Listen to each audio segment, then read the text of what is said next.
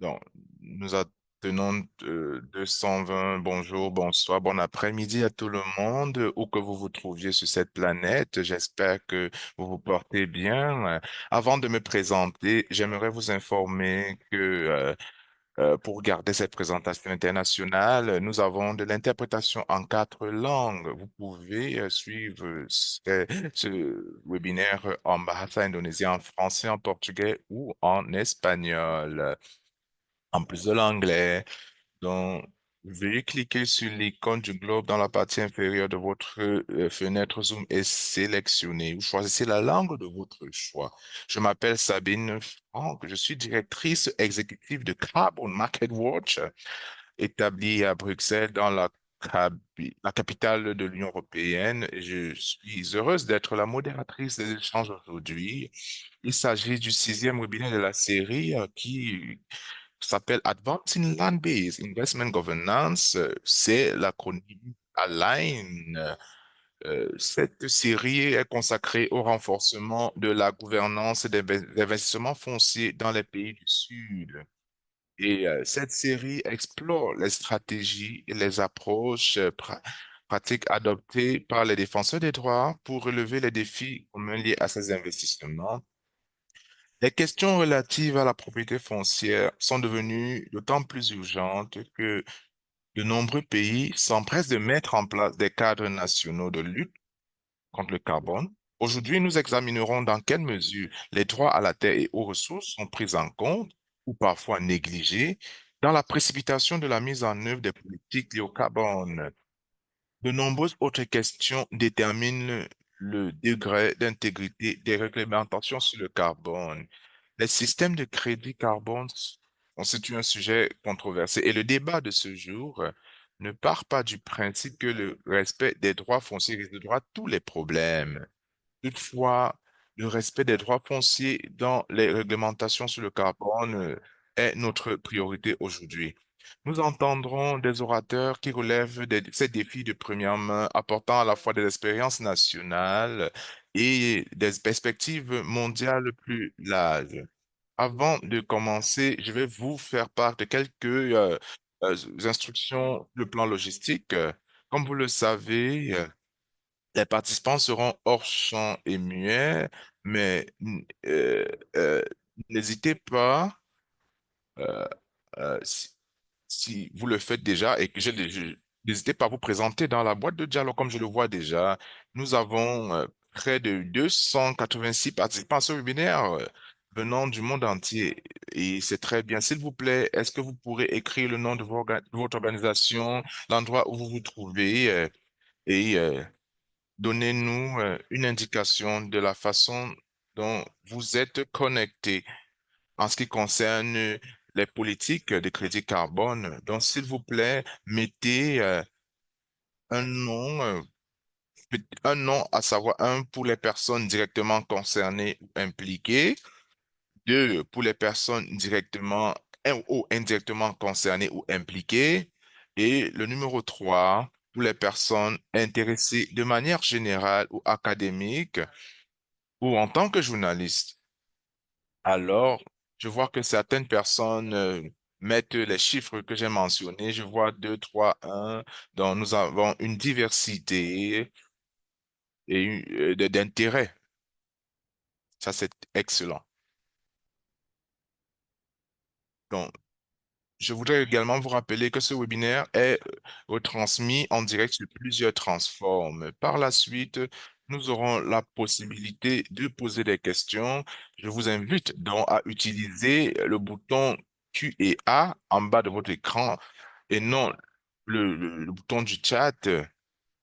Vous pouvez poser vos questions dans toutes les quatre langues que nous utilisons aujourd'hui et nous allons sélectionner autant que possible pour y répondre plus tard au cours du webinaire.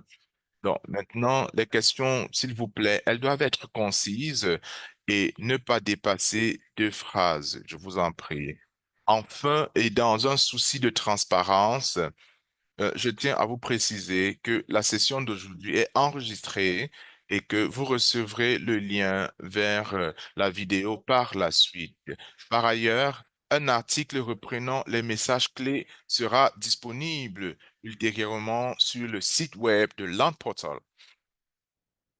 Maintenant, je vais maintenant vous présenter les participants. Nous aurons plusieurs perspectives. Nous aurons les points de vue de trois continents et des pays différents et nous aurons une vue globale sur le développement ou l'élaboration des réglementations sur le carbone. Nous avons Etna qui intervient depuis les Philippines. Elle est une spécialiste indépendante. Elle a travaillé à l'élaboration de la politique carbone et au développement et à la mise en œuvre des projets carbone avec plusieurs organismes, notamment le PNUD, les agences gouvernementales philippines telles que celle du développement de l'environnement et des ressources naturelles, la Commission nationale des peuples autochtones, avec les organisations externes telles que la GIZ, avec les ONG, le secteur privé et diverses communautés. Donc, c'est une experte vraiment expérimentée.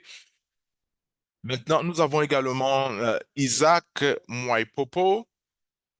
Isaac, il est directeur autant pour moi, exécutif du Center for Trade Policy and Development, CTPD, et il nous vient depuis la Zambie. Il aide les décideurs politiques, les organisations de la société civile, les chefs traditionnels et les communautés locales à discuter efficacement avec les développeurs privés de projets d'échange de droits d'émission de carbone et avec le marché de l'échange des droits d'émission. Nous sommes heureux de vous avoir aujourd'hui.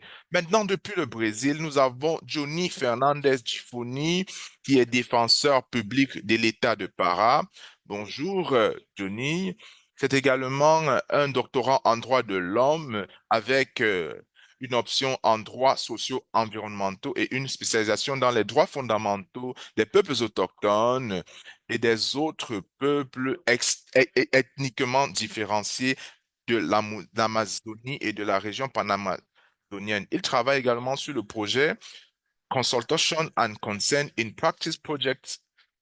Développons des sessions de formation pour les leaders des communautés autochtones quilombola et riveraines sur le droit fondamental à la consultation, au consentement et sur le changement climatique et des projets carbone dans les territoires traditionnels. Donc, nous avons une expertise vraiment variée. Et pour compléter le panel, nous avons Rebecca Iwerks, qui est directrice de l'initiative mondiale pour la justice foncière et environnementale Anamati, basée à New York. Elle soutient les acteurs de la justice en première ligne qui réagissent au projet carbone et s'informent sur les marchés du carbone et défendent leurs droits. Donc, je vous souhaite la bienvenue à vous tous, chers panélistes. Je vais commencer par Rebecca. Rebecca, j'aimerais entamer la conversation avec vous. Pourquoi voit-on autant de nouveaux réglementations nationales sur le carbone aujourd'hui? Merci infiniment, Sabine, et merci pour toutes les personnes qui nous rejoignent. Je vois que nous avons une diversité de professionnels aujourd'hui et les personnes qui viennent de la communauté foncière. Et ceux qui nous reviennent de la communauté carbone, alors nous vous souhaitons la bienvenue. Quelle est la connexion? Nous n'allons pas utiliser trop d'acronymes, mais s'il vous plaît, supportez que nous en utilisons certains.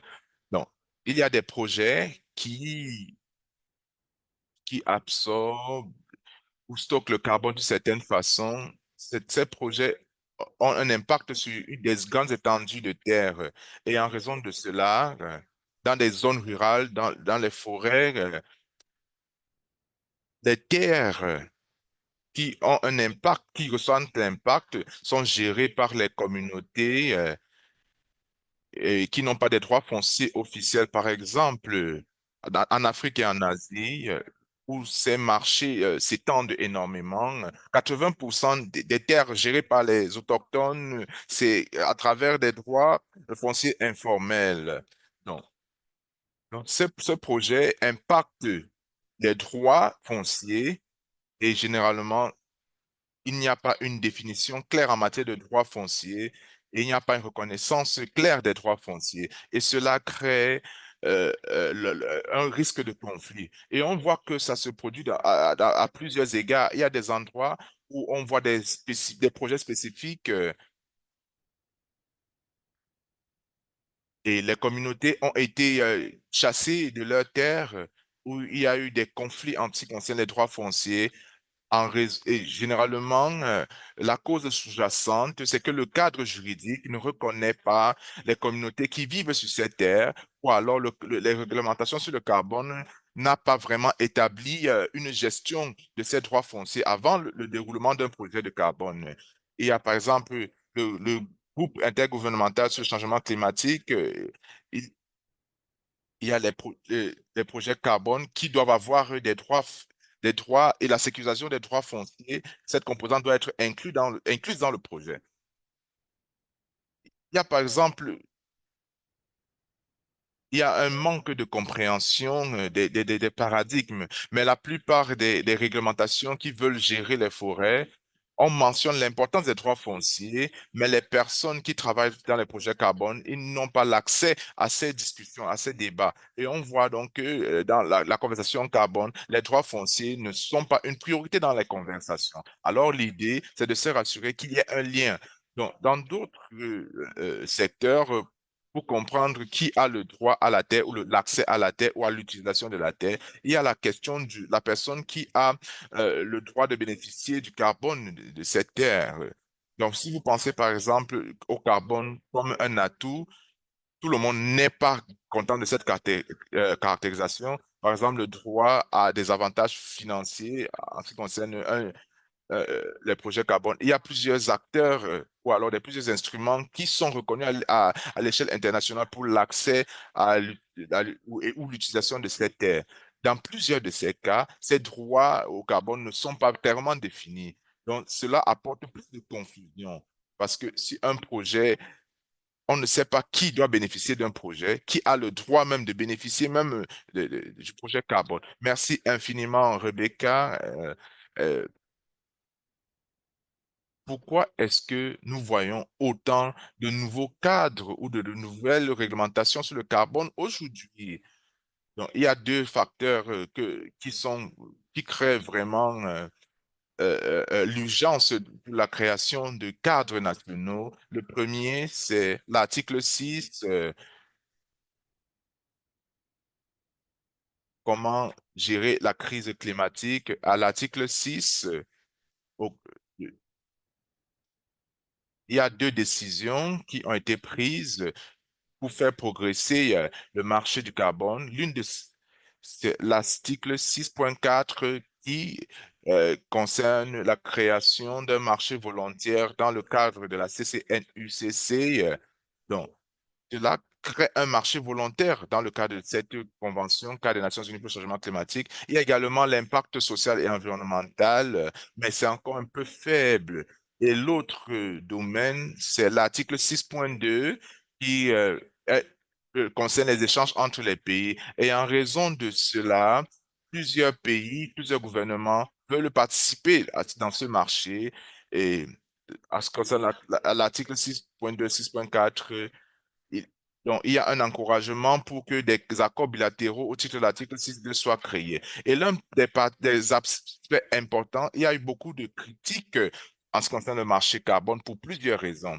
Mais cette critique porte également sur l'impact social et environnemental de ces projets.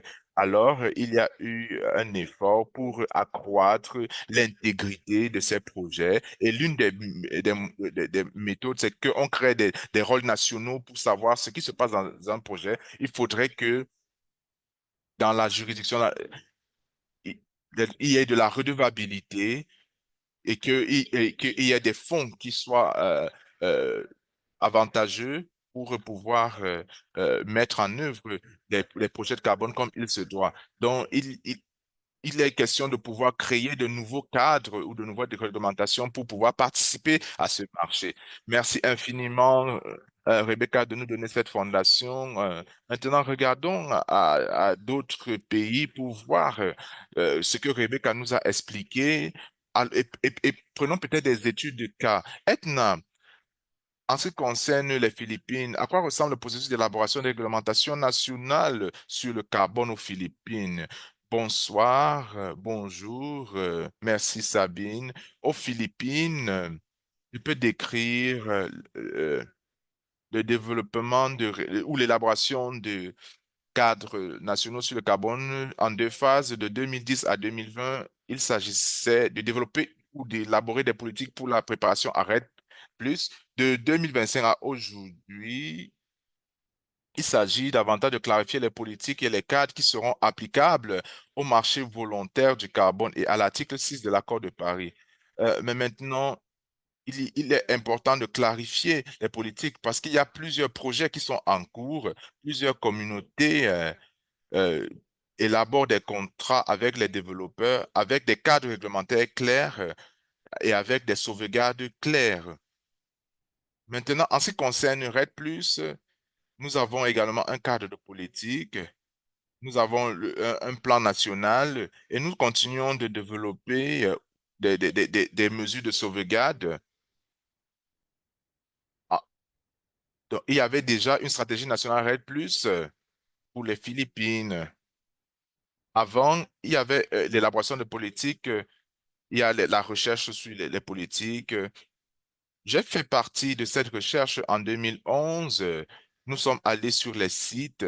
En tant qu'équipe juridique, nous avons révisé les contrats liés au carbone et en raison de cela, nous avons formulé des recommandations en ce qui concerne les droits au carbone et notamment pour les propriétaires de titres fonciers. Et ce qui se passe maintenant, il y a une publication qui a été faite par le gouvernement. Il y a eu des sites de démonstration. Donc, dans cette initiative, les droits fonciers et la reconnaissance des droits des communautés ont été identifiés, mais le problème, c'est l'opérationnalisation est parti parce qu'il y a plusieurs détenteurs de droits fonciers. Donc, le gouvernement doit continuer de mettre en œuvre des politiques et des actions techniques pour qu'il y ait des paiements basés sur les ressources pour être plus, par exemple. En 2020, il y a eu un plan d'action pour être plus. J'ai dirigé l'élaboration de cette politique pour le gouvernement et c'est un programme orienté vers l'action avec un cadre juridique mandaté par la Convention cadre des Nations Unies pour le changement climatique. Il y a plusieurs projets, il y a le carbone, il y a des investissements qui sont faits un peu plus accrus. Euh, on a plus de 15 millions d'hectares dont les investissements sont consentis. Donc, en ce qui concerne maintenant, il n'y a pas vraiment de cadre carbone en dehors de la politique FPIC de 2025 qui sera publiée d'ici mai. Donc, les foulées restantes, il y a parfois des chevauchements des droits et il y a également des missions gouvernementales qui se chevauchent. Donc, il y a certaines questions opérationnelles en ce qui concerne l'approbation des projets, l'autorisation des projets. Il y a déjà un avant-projet au niveau du développement des ressources naturelles qui a été formulé et il y a eu des concertations avec les parties prenantes, mais une fois de plus, il y a quelle est la participation du gouvernement? Est-ce que le gouvernement sera le régulateur ou alors sera en charge de l'élaboration ou alors va motiver la communauté et comment ça va se passer? Donc, quelle sera l'étendue? Est-ce qu'il y aura une part demandée et quelles seront les contributions? Donc, il y a des débats qui sont en cours. Et comme Rebecca l'a dit, la nature des crédits carbone les directives FPIC de 2020, on a parlé du droit des personnes autochtones à bénéficier de la commercialisation des crédits carbone. Donc, c'est de cette façon que nous allons travailler dans les mois prochains. Donc, en ce qui concerne les sauvegardes environnementales et sociales, nous n'avons pas de mesures de protection. Le problème, c'est la mise en œuvre et le suivi par le gouvernement. C'est un problème. Il faudrait qu'il y ait une tierce partie le rôle des OSC est très important pour assurer le suivi avec des ressources nécessaires. En consultation avec le secteur privé, il y a besoin de clarté de la part du gouvernement. pour que on sache exactement quels sont les bénéfices qui découleront des projets, pourra inclure, il y aura des impôts imprévus s'il y a un crédit carbone, si c'est classé, si c'est classifié comme ceci, si c'est une ressource naturelle ou c'est pour l'utilisation de ressources naturelles, il y a un cadre existant pour cela. Mais maintenant, si c'est une forme de garantie, ou c'est un objet tangible, on doit discuter d'un nouveau cadre pour cela. Edna, s'il vous plaît, est-ce que je peux t'arrêter? Il n'y a pas vraiment un cadre global en ce qui concerne les projets carbone. Il y a beaucoup de travail qui doit être effectué. Vous avez parlé des personnes affectées. Nous allons revenir en détail lors d'un deuxième passage. Permettez-moi de parler à Isaac. À quoi ressemblait le processus d'élaboration des cadres nationaux sur le carbone en Zambie? Merci infiniment. En ce qui concerne la Zambie, il y a des leçons qui sont similaires à ce que Edna disait. Dans notre cas, dans notre pays, depuis 2015, il y a une loi sur les forêts en ce qui concerne les opérations forestières. Donc, il y a eu un process d'encouragement des communautés notamment en créant des groupes de gestion forestière communautaire pour qu'on puisse conserver la forêt, mais par la suite, les communautés pourraient participer également aux négociations euh, euh, après autorisation du gouvernement. Et plus récemment, nous avons également vu des directives qui ont été élaborées et qui portaient sur la négociation des crédits carbone dans le pays. Euh, il y a une nouvelle loi qui est élaborée et le ministère en charge des questions liées au changement climatique, il y a des dispositions qui touchent. Nous avons perdu Isaac. Isaac, est-ce que vous êtes là? S'il vous plaît, vous devez répéter la dernière phrase parce que on vous a perdu quelques instants. Je disais que je- il y a une nouvelle réglementation qui a été promulguée par le Parlement et qui porte des dispositions explicites qui concernent le commerce ou la négociation du carbone dans le pays. Donc, merci infiniment. Donc, il y a deux réglementations qui pourront être euh, qui, donc ces réglementations, on doit s'assurer que on puisse connaître quel est l'intérêt des bailleurs. Nous avons également des développeurs privés, nous avons des communautés, nous avons le gouvernement dont l'intérêt peut varier. Quand on voit le secteur privé, les acteurs, les développeurs, ils veulent faire du profit, ils veulent gagner de l'argent, ils veulent rentabiliser leurs activités. Donc, c'est en fonction du montant parce qu'il n'y a pas beaucoup de divulgation en matière de pratiques commerciales. En ce qui concerne le gouvernement zambien, il participe au commerce ou à la négociation des projets carbone. Et ce que nous voyons, c'est que le gouvernement est intéressé par la génération de revenus pour appuyer le développement économique du pays. Cependant, il y a des réserves en ce qui concerne la participation de la communauté parce que on ne sait pas s'il y a vraiment un appui à la conservation ou alors on veut juste mobiliser des ressources étant donné que le pays fait face à des défis financiers. Donc, c'est très important. Il y a les projets, les développeurs de projets qui sont en avant-garde. Donc maintenant, on doit connaître d'abord les développeurs en question. Est-ce qu'ils sont internes ou ils sont externes? Est-ce que vous pouvez répondre? En ce qui concerne les développeurs privés, est-ce qu'ils sont des ressortissants nationaux? La plupart des développeurs sont externes. Nous en avons très peu qui sont des développeurs locaux. Là, généralement, c'est des développeurs externes et ils ont également une présence dans plusieurs autres pays. Merci infiniment pour cette information, Isaac. Nous allons passer à Johnny. Qu'est-ce qui se passe au Brésil, notamment dans l'État du Pará en ce qui concerne l'élaboration des réglementations?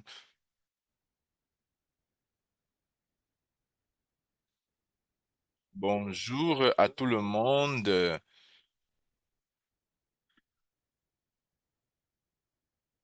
Le Brésil a rejoint, a été parti à la Convention cadre des Nations Unies. Nous avons certaines similitudes par rapport à ce qui a été dit par Isaac. Au Brésil, nous avons ce problème de cadre juridique.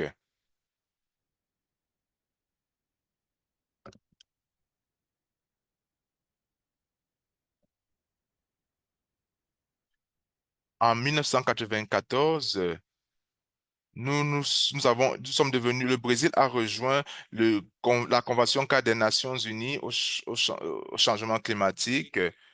Et l'année dernière, la loi a été promulguée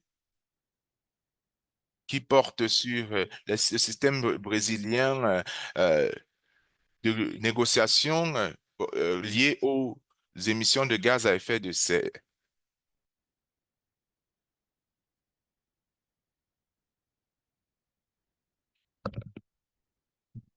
Il y a plusieurs États qui sont couverts par l'Amazone.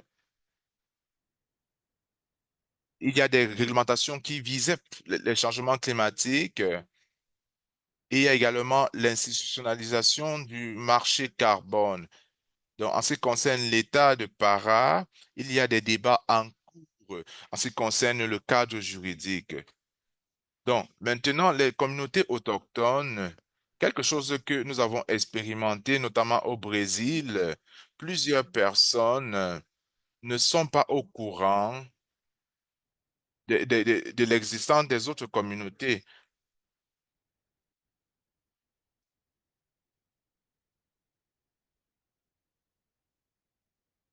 Par exemple, les communautés et certains territoires, je voudrais relever le fait que on utilise les territoires et pas les droits de ces personnes parce que il y a plusieurs relations. Les gens ont des rapports différents en ce qui concerne la terre. Je voudrais relever ici que dans la forêt amazonienne, il y a un marché carbone qui est assez florissant. Il y a des initiatives qui ont été lancées, mais on se rend compte que la loi qui a été promulguée l'année dernière n'est pas vraiment mise en œuvre. Pour la première fois, cependant, il est obligatoire au Brésil d'avoir le consentement des personnes qui vivent dans la forêt sur la base des lois internationales et même dans les lois américaines. Ça, c'est quelque chose qui doit être pris en compte, la loi de la Colombie et d'autres pays et les directives de l'Union européenne également entrent en ligne de compte. Il y a également plusieurs lois pour protéger l'intérêt des peuples autochtones. Donc, nous devons interpréter ces lois selon l'article 6 de l'accord de Paris. En ce qui concerne la Convention de la biodiversité, la Convention sur la biodiversité. En ce- Donc, et parfois, nous mettons cela de côté. Johnny, donc, vous avez déjà relevé les questions liées aux personnes autochtones. Donc, est-ce que ce serait,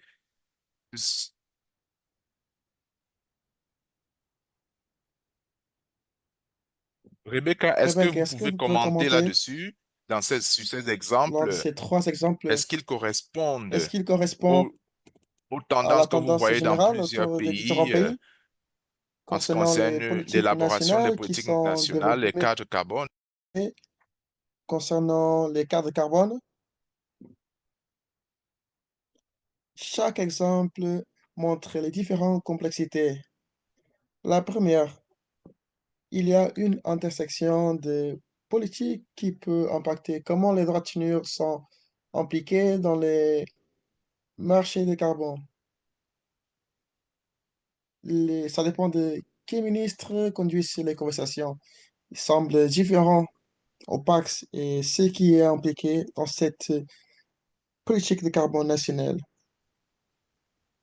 Pour créer des cadres nationaux, c- c'est quelque chose que nous ne voyons pas beaucoup. Même les règles ne sont toujours pas là. Cela est un risque pour les droits fonciers. Par exemple, au Libéria, ils ont mis en pause les projets de carbone pendant que ces sujets étaient analysés.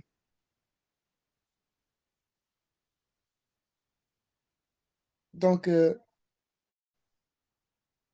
il y a une monitorisation, une pause entre les moments que ces politiques sont analysées. L'Université Miguelian a effectué une recherche qui va sortir bientôt.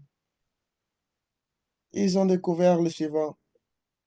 Plus de la moitié des pays qui ont été analysés, ils observaient les droits de carbone, euh, les structures. Ils n'ont toujours pas établi les droits de carbone. Donc, pendant qu'on est en train de créer ces cas de carbone, il faudra vraiment analyser ces tâches. Comme j'ai cité,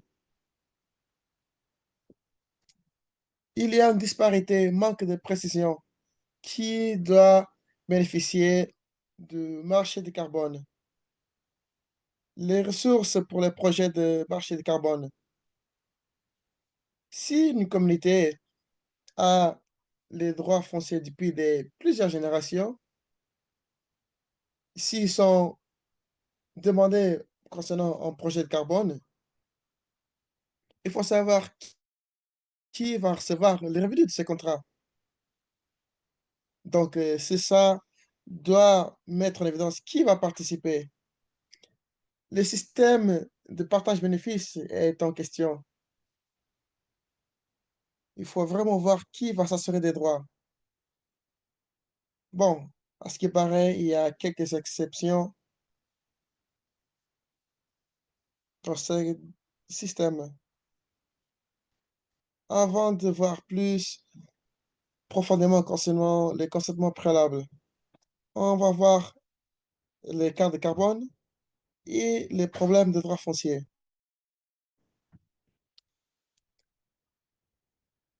Comment Zambia gère cette question de accès, responsabilité des terrains concernant les marchés de carbone?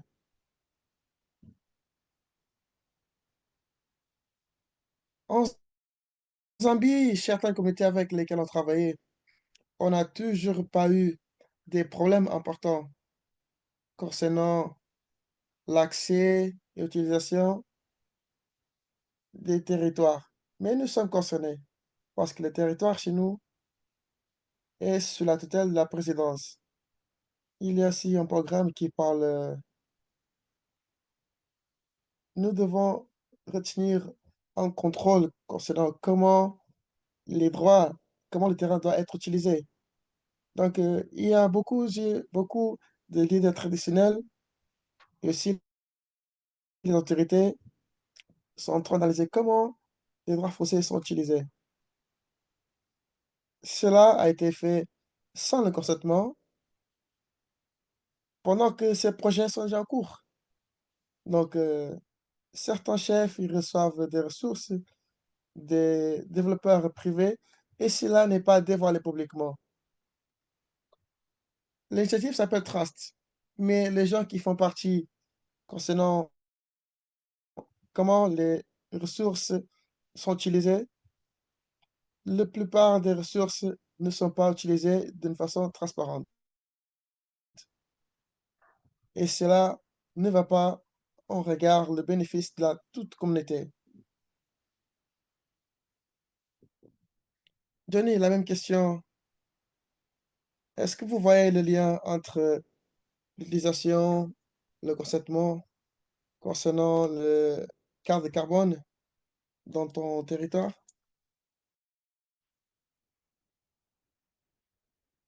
Très bien, Sabine.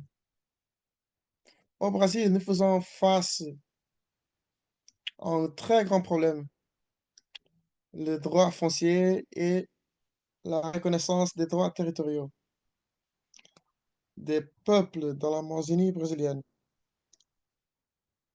Sinon, Geraldo Domenico, un professeur référence concernant cette thématique au Brésil, une personne qui a influencé les politiques de reconnaissance des droits territoriaux.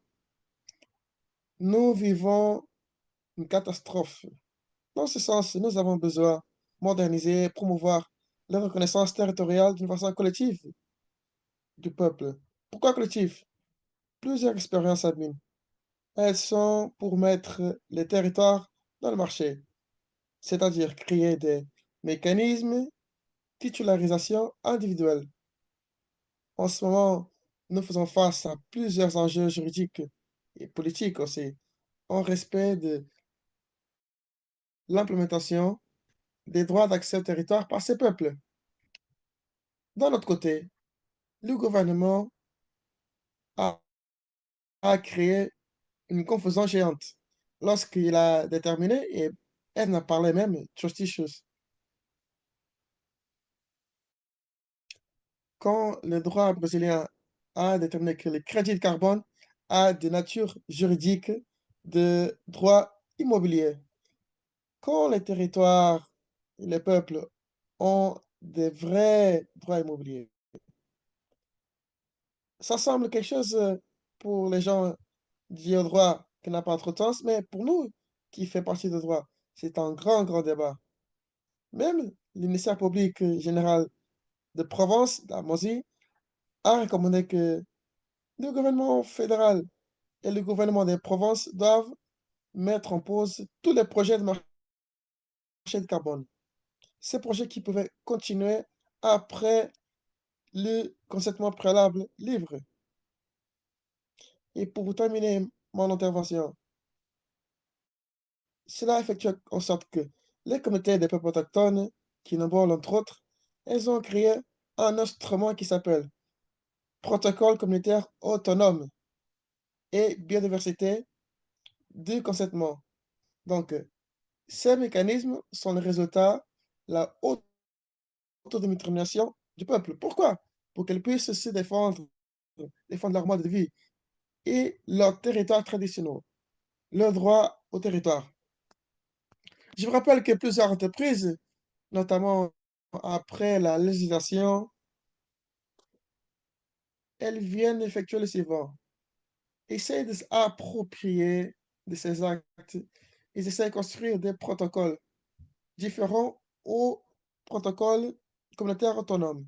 Donc aujourd'hui, les communautés, elles souffrent harcèlement et elles connaissent bien le droit traditionnel. Elles connaissent leur mode de vie.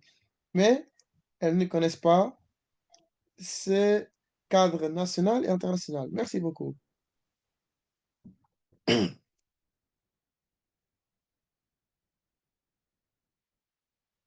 À ce qui paraît, toutes les questions que je parle, autonomisation des peuples autochtones, communautés locales, comme vous avez cité, il y a cette coïncidence qui vient toujours au thème de conversation. Bon, vous avez parlé FPIC, même si les gens ne savent pas. Cela veut dire consentement préalable libre. Parlez-moi de FPIC aux Philippines, le consentement préalable libre et les parties prenantes concernant ces dialogues. Parlez-moi. Pour les peuples autochtones aux Philippines, le consentement le consentement, le procès. Nous avons le pacte des peuples autochtones et ses droits. Donc, chaque projet, si vous êtes ONG, le gouvernement, cela va impacter les peuples autochtones. Mais il faut voir toujours le consentement la communautaire avant que le gouvernement puisse reconnaître. Donc, il y a un processus qui est déjà implémenté. Il y a une Commission nationale des peuples autochtones. C'est une agence créée. Même si nous avons une orientation de consentement préalable depuis 1999 pour les projets de carbone. En 2012, les orientations se sont qualifiées pour les projets de grand avant-garde. Donc, le FPIC, c'est similaire à exploitation minière entre autres projets. Le projet ici doit obéir certains exemples. Le consentement doit être consensus. Il y a le respect des droits, la transparence et à l'accessibilité. Concernant le projet de carbone, le consentement préalable doit être transparent parce que c'est l'endroit aussi où les bénéfices sont partagés.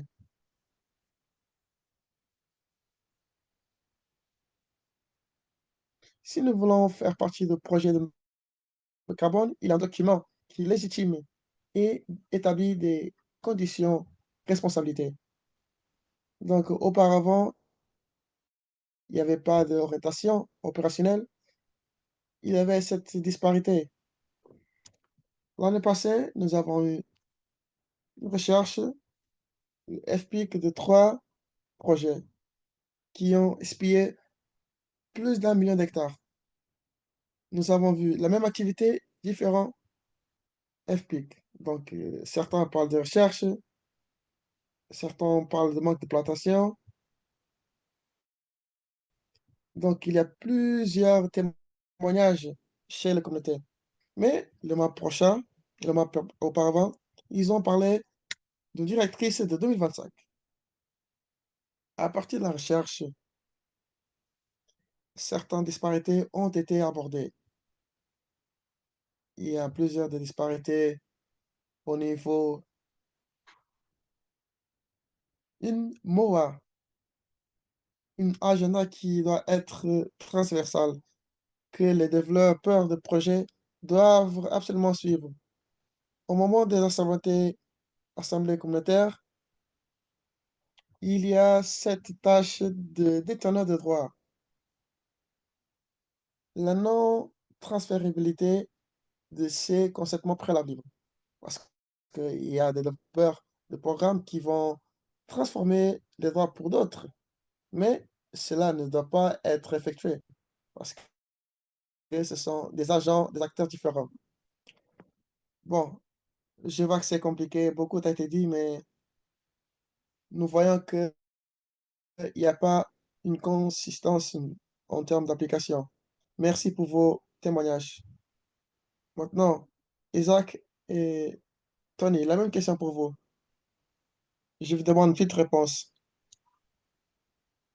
parce que on n'a pas assez de temps et je dois économiser du temps.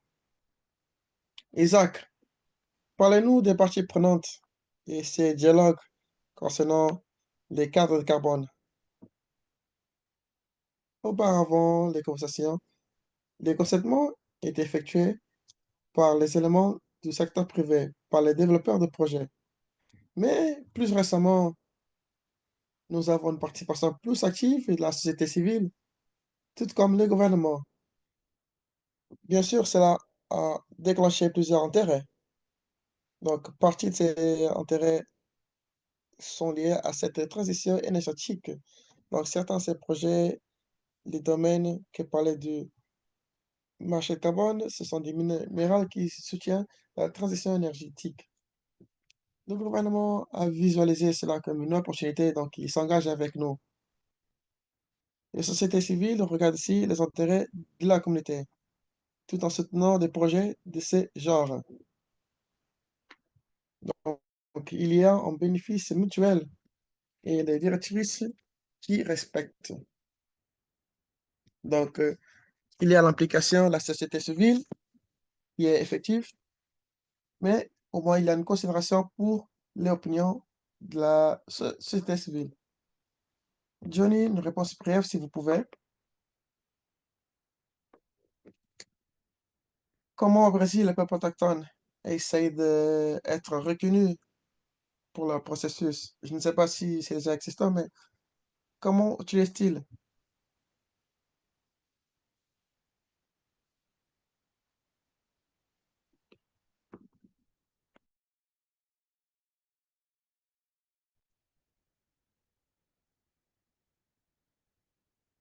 C'est une question qui fait couler beaucoup d'encre. Nous avons perdu notre Johnny Fernandes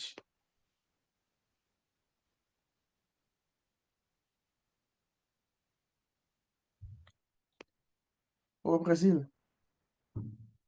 Nous avons les peuples autochtones, les peuples quilombolas. Ils ont ces droits sont reconnus selon la Constitution et d'autres législations.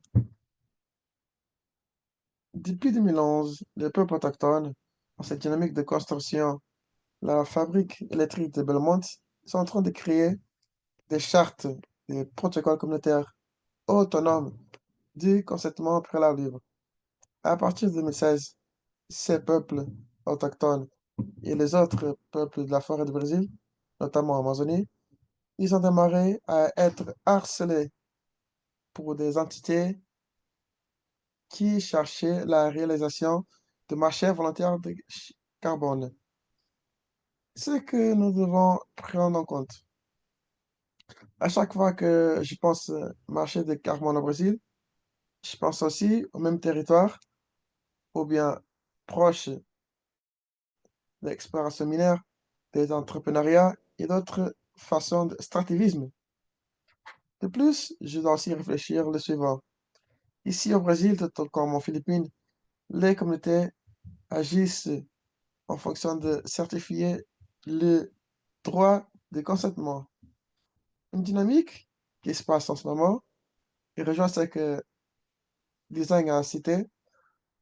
La loi Brésil 2024, elle est récente. Elle s'est mis la responsabilité pour la réalisation de consentement et obtention de consentement libre préalable, non par une province, mais pour les entreprises innovatrices. Cela est lié à la nature juridique du crédit carbone. Si c'est un droit immobilier, les entreprises peuvent effectuer. Si c'est un vrai droit, les entreprises ne peuvent pas. Pourquoi? Parce qu'elle est liée au bien capital de cette communauté, c'est-à-dire le territoire. Et pour clôturer, je vais vous présenter que plusieurs communautés et nous devons considérer ces points. En Amazonie, moi, pour arriver à une communauté, je prends entre 5 à 24 heures. Ces communautés ont des difficultés d'accès et aussi accès à l'information.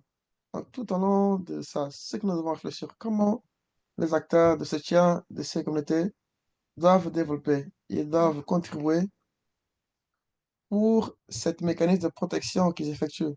Merci beaucoup.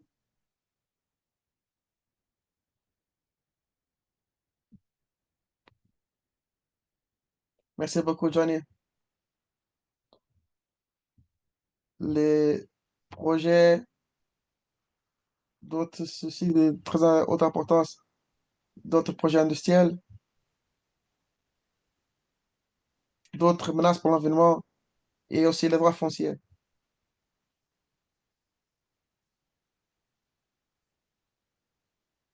On a peu de temps, mais il y en a toujours que je souhaite couvrir lors de notre dialogue.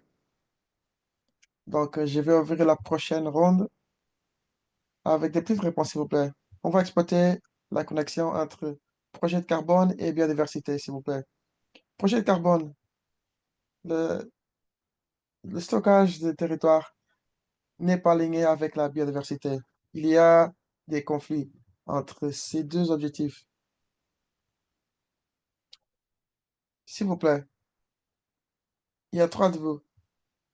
Donnez-nous une petite réponse. Comment vous voyez cette connexion entre ces deux objectifs respectés ou bien impliqués dans cette dynamique d'établir des cadres carbone?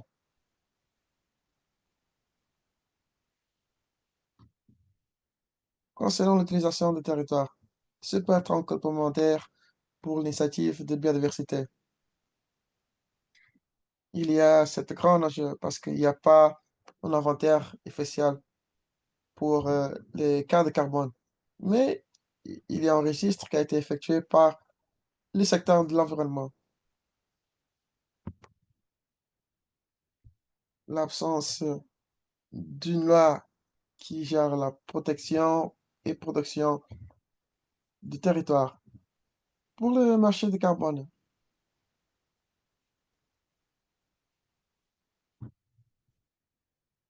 même avec une loi nationale sur la scène locale, nous avons des règles concernant chaque municipio. Et bien sûr, les territoires de projets de carbone pour le marché volontaire de carbone sont développés et il y a une gestion, il y a un plan. Donc cela est un plan de très haute importance qui peut vraiment fournir un alignement entre les objectifs communautaires, biodiversité pour le climat et même pour la communauté. Donc notre réglementation, il y a une considération de ces plans. Je pense que c'est une bonne sauvegarde jusqu'ici.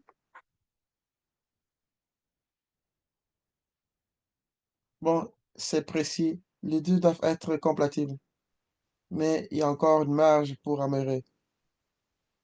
Isaac, quelle est la situation en Zambie? La réconciliation, le stockage de carbone, biodiversité. Le cas de Zambie,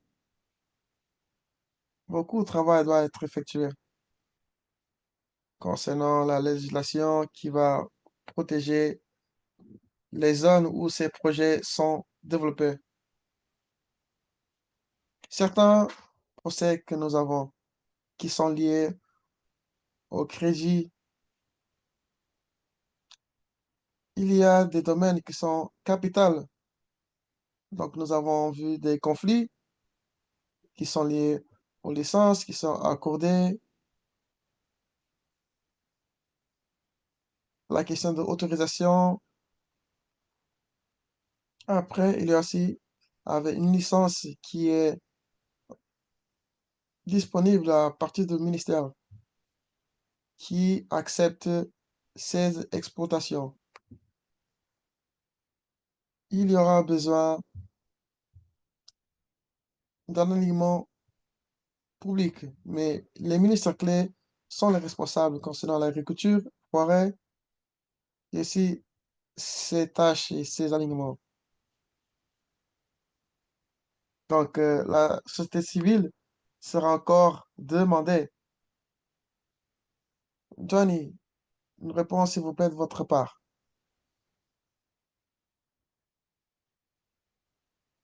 Super. Prenons ce qu'Isaac a présenté. Ici au Brésil, plus concrètement en Amazonie, est similaire. Donc, dans cette dynamique des droits humains des peuples autochtones en Amazonie, moi, le professeur, nous défendons que les territoires autochtones,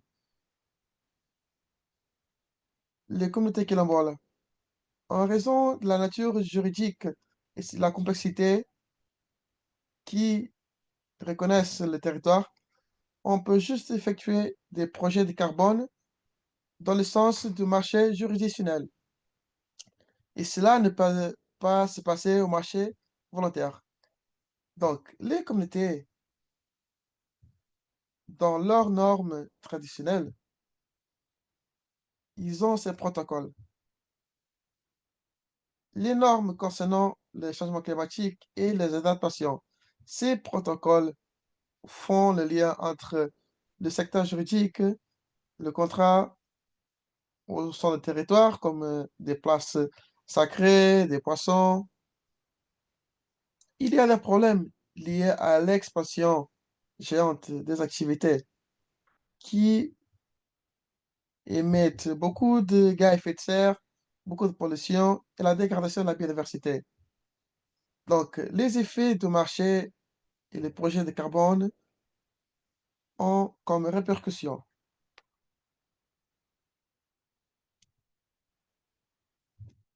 Merci beaucoup pour cette allusion à cette complexité. Laissez-nous avancer vers notre sujet de conversation. On va parler de l'importance de l'information. Comment cela, cet accès transparent est utile pour le cadre de carbone national. Concernant l'information, dites-moi quel est le scénario. L'une des choses que nous travaillons à agglomérer les communautés qui sont impactées pour ces projets de carbone. Quel est le type d'éléments et changements qui souhaitent voir?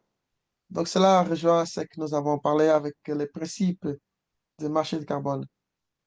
Il y a une perception générale que les droits fonciers sont clairs avant la réalisation d'un projet. C'est une question d'accès à l'information.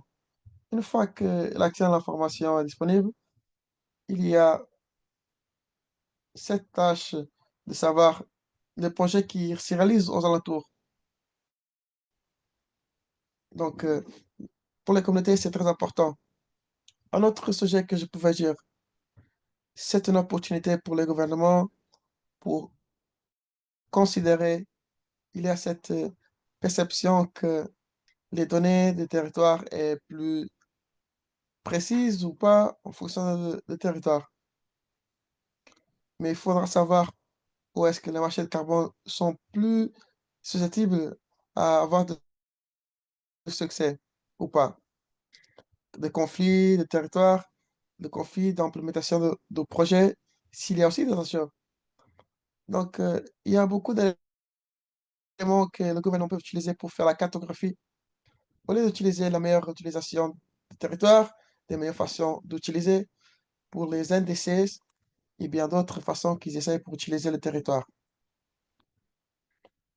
Merci beaucoup. En une phrase, les impacts, l'évaluation des risques concernant le projet de marché de carbone. Très bien. D'autres panélistes pour nous donner une image d'information, la situation dans vos pays d'origine. Edna, quelle est la situation en Philippines? Je suis d'accord que c'est très important d'avoir de transparence dans des cadres de carbone, même avant l'accès.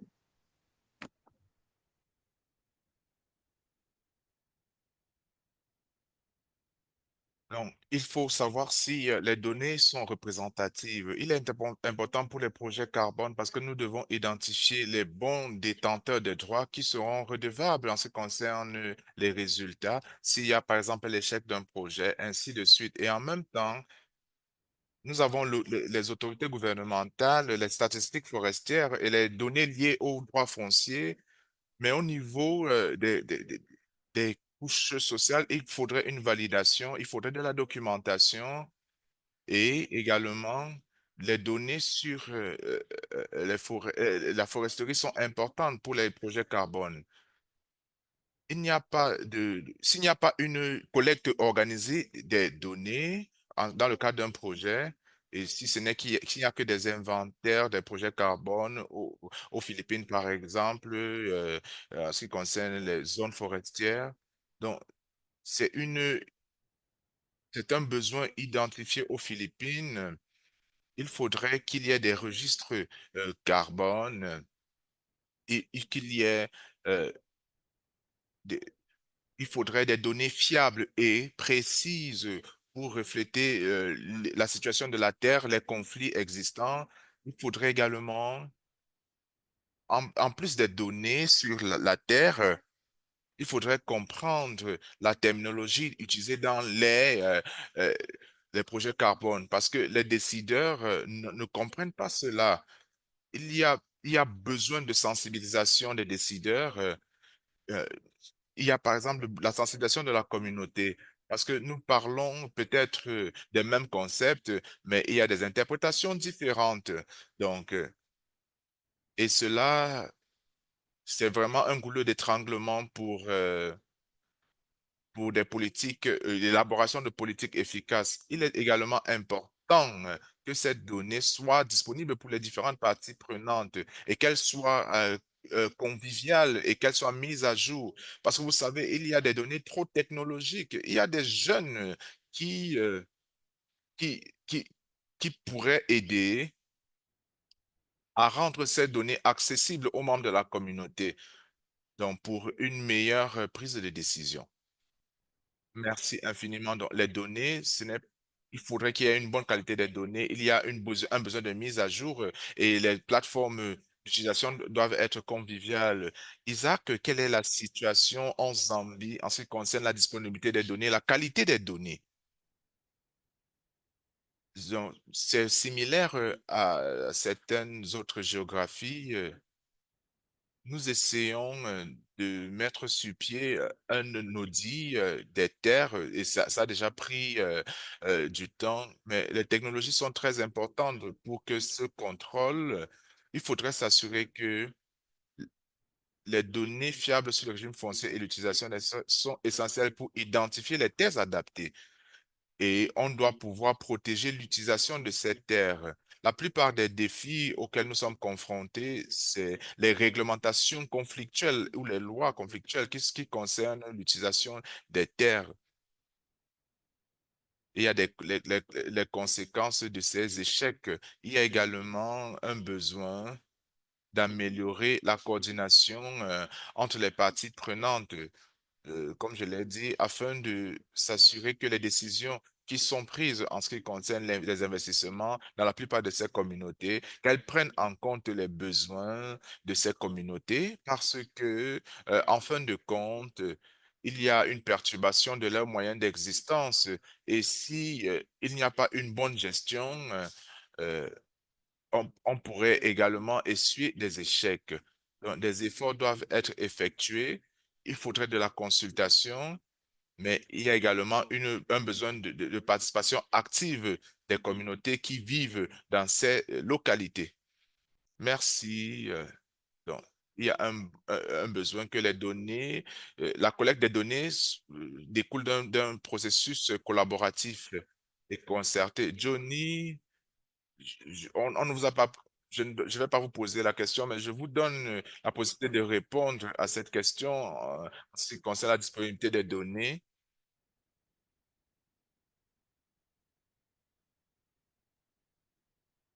Au Brésil, nous sommes confrontés à des ressources, à des difficultés d'accès aux données, que ce soit auprès des institutions publiques, parce qu'il n'y a pas de formation, il n'y a pas il n'y a pas de données sur l'immatriculation des terres et même les procédures, par exemple. Il y a une situation chaotique en Amazonie. Les scientifiques, les techniciens et même le monde universitaire, il y a des débats qui sont en cours sur la façon dont on peut pousser le gouvernement à mettre sur pied des systèmes de collecte de données et même de mettre à disposition ces données et qu'elles soient accessibles au plus grand nombre. Notamment, on doit pouvoir valider les données. Donc, les données doivent faire l'objet d'une validation. L'utilisation des terres, l'utilisation des propriétés et par ailleurs, euh, John, John, John- vous allez au-delà. C'est très bien. Il faudrait arrêter le chaos en ce qui concerne la collecte des données. Merci infiniment.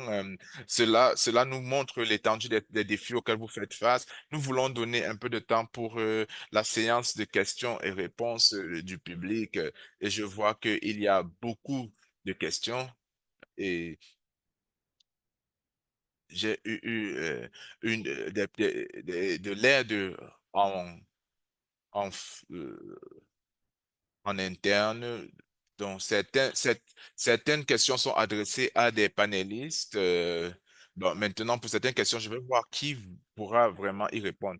La première question vient de Émile qui pose la question de savoir si il y a une analyse liée aux droits des peuples des peuples autochtones, est-ce qu'il y a une loi internationale en comparaison d'une loi nationale? Est-ce qu'il y a un spécialiste dans le panel qui pourrait se porter volontaire pour répondre à cette question?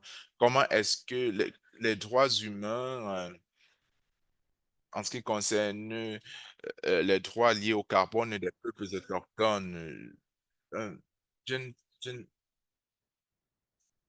je vais répondre et les autres pourront compléter.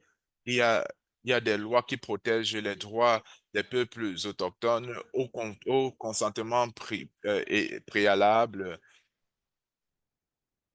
notamment en ce qui concerne la protection de la souveraineté pour des types particuliers de terres, par exemple les forêts ou les déserts.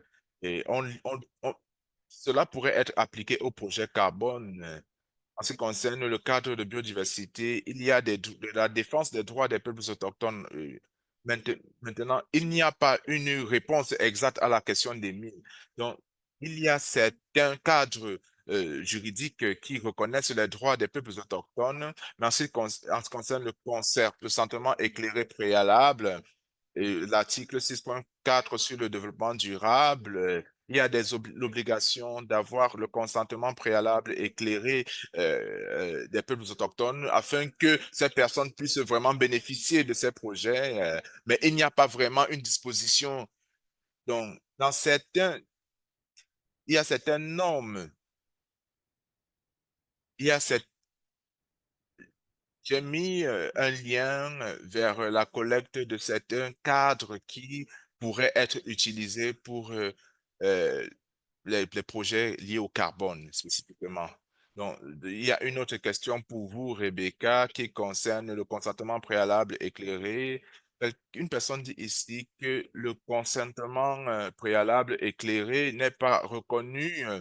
Les, on s'accapare des terres ancestrales pour créer des aires de conservation et le gouvernement bénéficie des projets carbone sans l'implication des peuples autochtones. Donc voilà une question concrète. Que peut être fait pour qu'il y ait vraiment ce consentement est libre, préalable et éclairé? Donc, c'est une question qui vient des communautés et il y a une préoccupation particulière. Donc, premièrement, merci infiniment pour la question et je pense que ce que vous expérimentez, c'est ce que nous voyons dans plusieurs géographies, dans plusieurs contextes. Il y a le manque de reconnaissance des droits des peuples autochtones et nous voulons vraiment faire progresser les choses. Nous allons mettre le lien pour le lien pour la justice pour les communautés. Il y a également un lien pour le cadre qui porte spécifiquement sur le dialogue sur les législations nationales, un langage que vous pouvez utiliser pour défendre vos droits. Mais je vais dire que de manière plus importante, ce que vous devez, le webinaire peut protéger les droits des personnes comme Bernard qui parlent de ce qui se passe dans leur terre. Nous avons beaucoup de réprimandes, de représailles à l'égard des communautés qui portent haut leur voix. Donc, il y a des questions de sécurité qui sont liées à cela. La Convention cadre des Nations Unies pour le changement climatique, il y a des dispositions pour contrecarrer les représailles. dans tout le monde qui est intéressé par ces droits fonciers, on voit l'intégrité des projets carbone. Nous devons travailler davantage pour protéger les droits des personnes comme Bernard qui dénoncent ce qui se passe dans leur communauté afin que ces personnes ne subissent pas des représailles et qu'ils continuent de bénéficier des différents cadres. Donc, merci. Le système de justice pour les communautés est disponible. La prochaine question s'adresse à Isaac et elle porte sur la Zambie, le fait que il n'y a pas une loi forestière, mais également la loi de 2024 sur l'écologie et le changement climatique. Pourquoi est-ce que l'économie verte laisse de côté la question des crédits carbone? Cette personne semble bien informée sur la question. Les le carbone est relégué. Je ne sais pas ce que SI veut dire. Est-ce que vous connaissez cette appropriation? SI, c'est les instruments étatiques c'est une très bonne question. Je voudrais juste relever le fait que la loi, le code forestier C'est une, c'est un instrument qui n'a pas fait l'objet d'une révision, mais il y a un processus en cours, un processus de révision du code forestier et l'un des éléments qui sera intégré, c'est le besoin de s'assurer qu'il y ait des dispositions claires, notamment l'économie verte. Il faudrait une harmonisation entre le code forestier et la législation sur l'économie verte, mais pour qu'il n'y ait pas des dispositions conflictuelles. Euh, En ce qui concerne maintenant les changements climatiques, la loi sur le changement climatique, il y a eu un processus accéléré. Donc, il n'y a pas eu de concertation en ce qui concerne le projet de loi avant que la loi ne soit promulguée, hein. Nous avons des dispositions dans cette loi qui sont progressistes, mais il y a plusieurs, comme celle que vous avez relevée, qui devraient nécessiter une attention.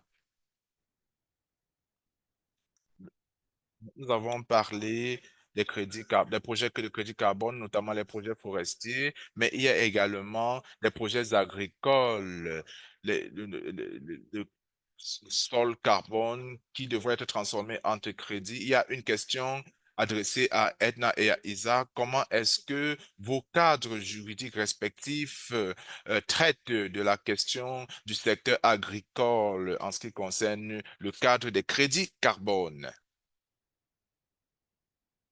En termes de cadre carbone pour le secteur agricole, le ministère de l'Agriculture a élaboré un projet de politique qui porte sur les aires agricoles, mais jusqu'ici, il n'y a pas vraiment eu une discussion ou une consultation nationale.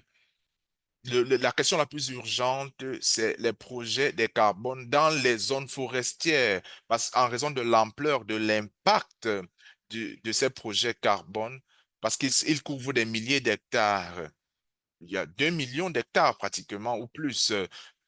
Donc, dans certains projets carbone, le, le projet sol carbone, c'est juste une partie infime. Et c'est encore à un stade embryonnaire aux Philippines. Et Isaac, est-ce que vous avez quelque chose à ajouter en ce qui concerne la Zambie? Il n'y a pas beaucoup de conversations.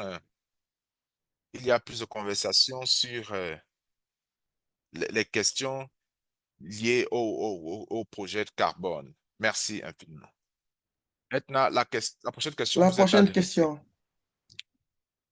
Quelqu'un souhaite intervenir concernant les consentements préalables libres et souhaite parler comment cette tâche est différente dans son pays. Ici, le droit statutaire, c'est une procédure qui a été élaborée.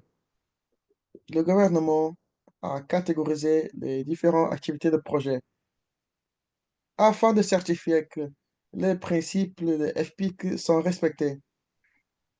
Donc, c'est un service délivré par le gouvernement, par une agence. Donc, cela peut être validé. C'est un processus très simple avec des demandes très simples. Si c'est une ONG, si c'est un programme, c'est aussi simple. Mais si vous avez des projets extractifs comme par exemple l'exploration minière, si c'est de petite échelle non extractif, il y a un autre secteur. Donc, voici comment cela est géré maintenant. En fin de compte, il y a un certificat des agences du gouvernement qui disent que le FPIC a été garanti pour le demandeur. C'est important de souligner que chaque activité implique différentes règles pour les communautés autochtones. Selon certains demandent une hiérarchie, d'autres demandent des territoires pour répondre à ces images. Si le projet rencontrera des dommages, entre autres aspects, c'est une question très simple, mais je vous garantis que depuis les orientations de 2012, une dynamique a été créée. Merci beaucoup pour votre point de vue que vous avez partagé avec nous. La prochaine question, c'est une question, c'est un grand enjeu. Il y a la question, peuvent avoir des différents systèmes fonciers en fonction des pays. Donc, les différences sont des façons d'appliquer les moyens aussi internes. Donc, comment nous pouvons faire la réconciliation? Comment les différents systèmes fonciers peuvent être convergés dans un cadre global? Et aussi pour avoir un partage en commun des revenus dans ce cadre national de carbone.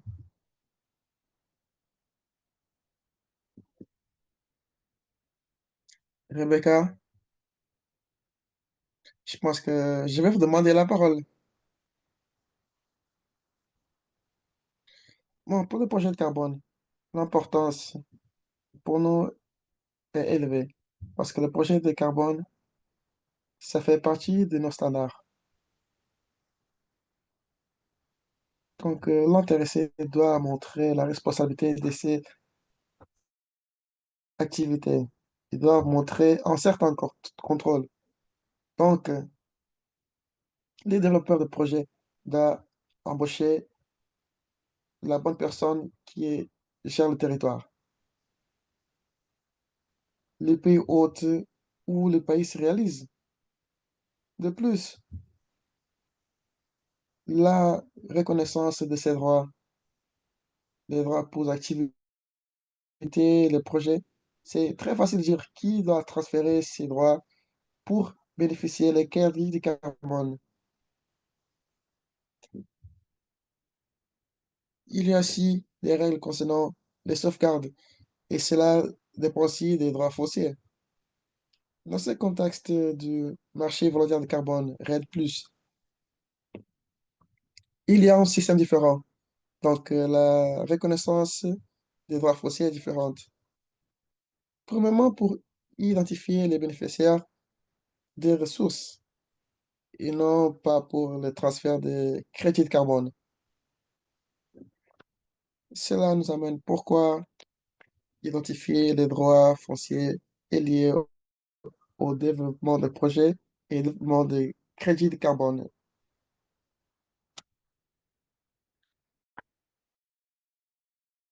Je pense que c'est plus simple de ce qui se passe.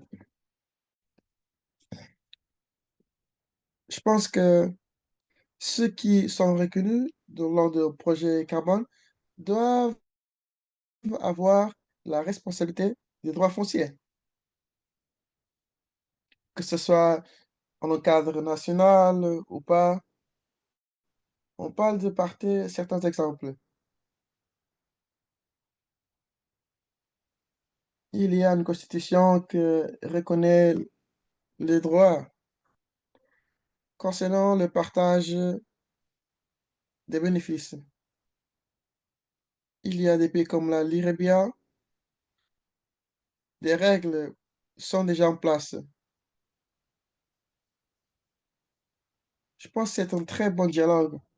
Comment nous incorporons ces lois existantes dans des cadres de carbone? S'il y a différents genres de bénéfices, nous devons prendre en compte. Et ça, c'est très important, sujet que nous devons parler. C'est important de voir comment le partage des revenus est analysé en fonction des différents projets existants. Merci beaucoup. Maintenant, une question très intelligente.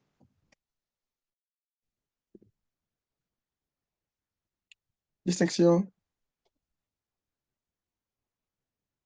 entre les marchés de carbone en tant qu'activité ou bien en tant qu'actif.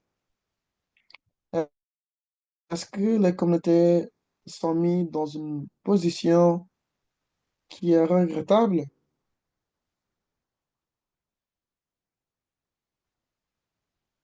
Quelqu'un souhaite répondre à cette question?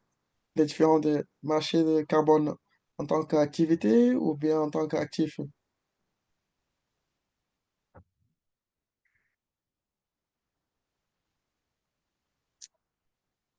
Allez-y, Anna. Je pense les deux. Si vous voyez le territoire et au-dessus, actif de carbone, je pense que la communauté doit avoir un certain bénéfice. Lors des projets de carbone sur le sol, cela implique plusieurs acteurs.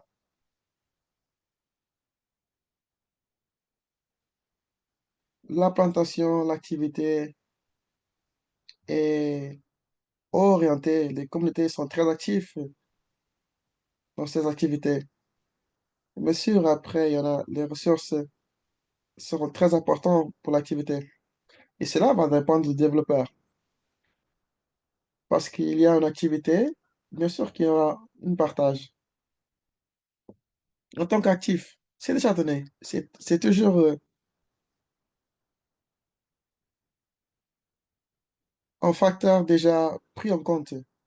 La communauté doit avoir ses droits. Mais si on est Philippines, nous certifions que même dans les programmes d'activité, les communautés sont la vanguarde de ces activités parce qu'ils cherchent leur subsistance dans cette zone. Donc, concernant la gestion des zones communautés, c'est très important pour les développeurs pour engager la communauté dans des activités et le projet d'activité, le projet qui génère des revenus. Ok, j'espère que cela vous... La question de Michael Brown. Ici, il parle d'une conclusion vaste de cette tableau. Sa conclusion est que une licence, une société, une licence, ce sera Zambie, Brésil, il n'y a pas une licence pour les projets de marché de carbone. C'est-à-dire, cela ne vient pas sur le sol. Ça ne vient pas, ce n'est pas dérivé des communautés. Et comment les communautés doivent gérer cette situation pour protéger leurs droits? Est-ce que vous rejoignez ces conclusions? Johnny, je passe la parole.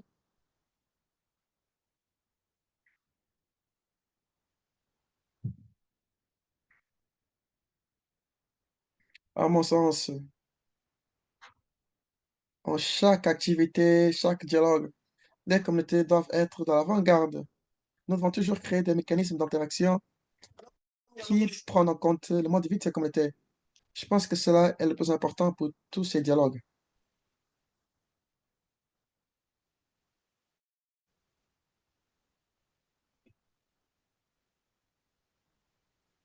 Est-ce que vous êtes en accord avec cette urgence de développer les projets de carbone et que ça ne vient pas de l'initiative du peuple. Je suis d'accord. En Zambie, ce n'est pas orienté par les communautés locales. Si vous observez les projets existants en Zambie, la plupart d'eux sont orientés pour le secteur privé. Si vous observez l'opération, ils génèrent des profits. Donc, le processus d'implémentation de ces projets concernant les consultations, l'idée traditionnelle ont plus une parole à dire concernant ces projets. Donc, il n'y a pas de négociation concernant comment les processus dérivant de ces processus doivent être partagés. Nous avons visité certaines communautés. Certains, ils ont une bonne compréhension de ce qui a été payé pour eux par les autorités locales, mais ils ne savent pas combien les développeurs privés ont donné aux leaders traditionnels.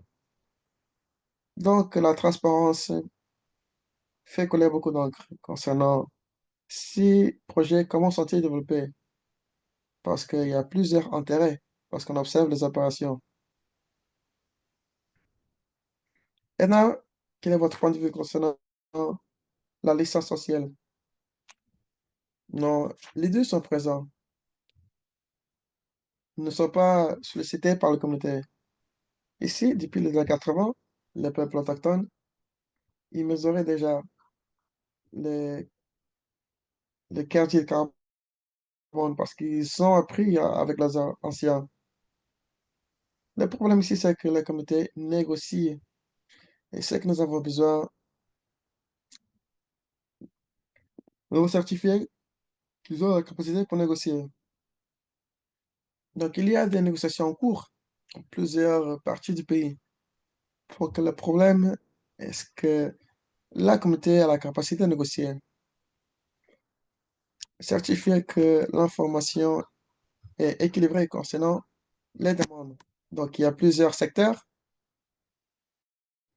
certifier que l'information est disponible. Bien sûr qu'il y a d'autres parce qu'il y a financement étranger, de projets du secteur privé. Nous avons des corporations philippines qui sont engagées dans des projets de carbone. Nous avons des NGO internationales. Donc, il y a un différent sens de transparence. C'est excellent parce que vous avez répondu à toutes les questions. Parce que la question prochaine serait, c'était seulement Rebecca qui a cité négociation, que les comités doivent être impliqués au moment des négociations du cadre de carbone. Je pense que c'est une question de comment le pays est développé concernant les projets de crédit de carbone. Ou bien si les communautés ont développé cette capacité de communication pour leurs bénéfices, comment est la négociation? Comment cela a impacté la communauté? A-t-il des exceptions? Est-ce qu'ils respectent les lois? Quelle est la situation? Bon, vous avez la mot de la fin, d'accord? Parce que nous devons clôturer le webinaire. Je pense que c'est très important de soutenir les communautés pour avoir accès aux négociations d'une façon plus simple pour eux. Donc, je vais partager quelques idées, comment générer des ressources pour certifier que les communautés répondent au projet de carbone. Comment ils sont soutenus pour négocier en position de puissance. Notre expérience, c'est qu'il y a plusieurs réactions. Plusieurs communautés ne cèdent pas les cadres de carbone. Il y a d'autres communautés qui préfèrent les crédits carbone au lieu de l'expert séminaire. Parce que cela aura un différent impact. Donc, chaque communauté doit avoir la autonomisation pour prendre la décision et informer. Mon dernier mot, je vais parler d'une question sur le chat qui parle de genre. Si vous n'avez pas nous observé, prenez compte que nous savons qu'il y a des impacts qui peuvent aussi avoir des différents bénéfices. Nous voulons certifier qu'il y a plus d'équité au moment des réponses. Donc, je veux vraiment continuer ce dialogue. Merci beaucoup. Merci beaucoup, Rebecca, pour ces mots de la fin. J'en suis sûr que nous avions plus de questions, mais on a plus de temps. Mais certainement que ces questions nous ont éclairci, précisé en plusieurs domaines. Merci, Johnny, Rebecca, Johnny, Isaac, vous avez effectué un excellent travail concernant les informations sur le sol. Merci les gens qui ont aidé à améliorer l'expérience et bien sûr les interprètes, tous les participants. J'espère que votre curiosité concernant les sujets vous a plu et vous avez pris plus d'informations pour votre objectif. Et j'espère que cela vous inspire à voir plus d'informations. Les organisateurs vous invitent à voir le lien pour ce dialogue. Voici le lien parce que nous souhaitons améliorer ces webinaires. Donc, vos commentaires, le feedback est vraiment, vraiment utile.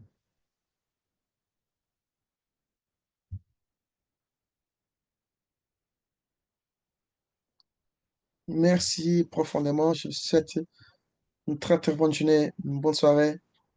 OK? On se voit bientôt pour l'atelier prochain. Au revoir.